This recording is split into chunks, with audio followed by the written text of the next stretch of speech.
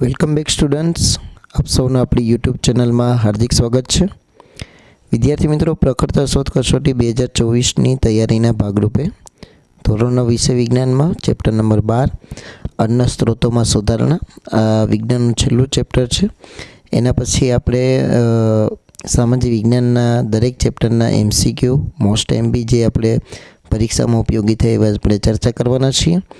તો પ્લીઝ આપણી ચેનલને સબસ્ક્રાઈબ કરી લેજો, બાજુના બેલ આઇકોનને પ્રેસ કરજો અને જો તમારે બાકીના વિડીયો જોવાના બાકી હોય તો આ વિડીયોના નીચે તમને એક પ્લેલિસ્ટની લિંક આપી લેશે, જેમાં તમને દરેક ચેપ્ટરના મોસ્ટ એમપી MCQ જોવા મળશે।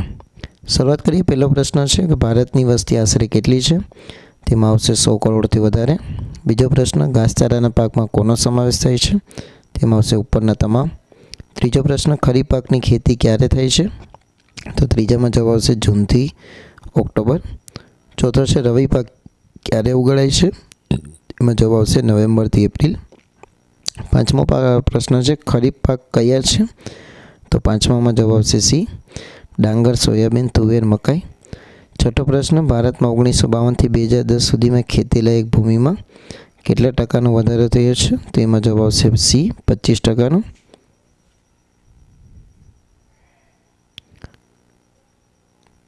સાતમો પ્રશ્ન છે વનસ્પતિ જમીનમાંથી કેટલા તત્વો ગ્રહણ કરે છે? તો સાતમામાં પણ જવાબ આવશે સી, 13%। આઠમો, ગુરુ પોષક તત્વ અને લઘુ પોષક તત્વ સંખ્યા અનુક્રમે કેટલી છે? તો આઠમામાં આવશે જવાબ એ, 6 અને 7। નવમો પ્રશ્ન, ગુરુ પોષક તત્વનું જૂથ કયું છે? તેમાં જવાબ આવશે એ, સોડિયમ, પોટેશિયમ, બરાબર, ફોસ્ફરસ। દસમો છે વર્મી કમ્પોસ્ટ કોના દ્વારા બનાવાય છે? તો એમાં જવાબ આવશે ડી, અળસિયા દ્વારા।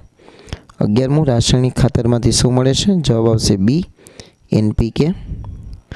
12મો છે કઈ લીલનો ઉપયોગ જૈવિક ખાતર બનાવવા થાય છે? 12મામાં આવશે સી, નીલ હરિત લીલ।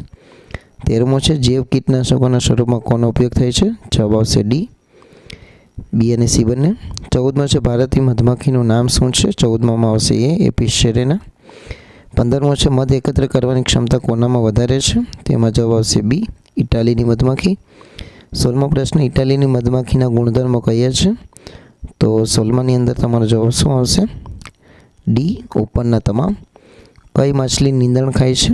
તેમાં જવાબ આવશે ડી, ગ્રાસ કાર્પ। 18મો પ્રશ્ન, આર્થિક મહત્વવાળી સમુદ્ર માછલી કઈ છે? તેમાં પણ જવાબ આવશે ડી, તમામ।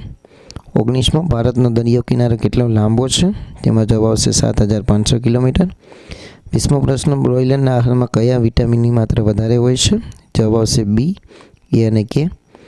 ભારતીય ભેંસનું વૈજ્ઞાનિક નામ જણાવો। તેમાં તમારો જવાબ આવશે સી, બોસ બુબેલિશ। 22મો, ગાયના દૂધમાં શર્કરાનું પ્રમાણ કેટલું હોય છે? 4.50%। 23મો, નિયાસિન વિટામિન શામાંથી મળે છે? એમાં આવશે જવાબ ડી, માછલી। 24મો, ગાજર ઘાસનું વૈજ્ઞાનિક નામ જણાવો। એમાં આવશે પાર્થેનિયમ। અને 25મો પ્રશ્ન છે સાહીવાલ શું છે? તો એમાં જવાબ આવશે દેશી ગાય।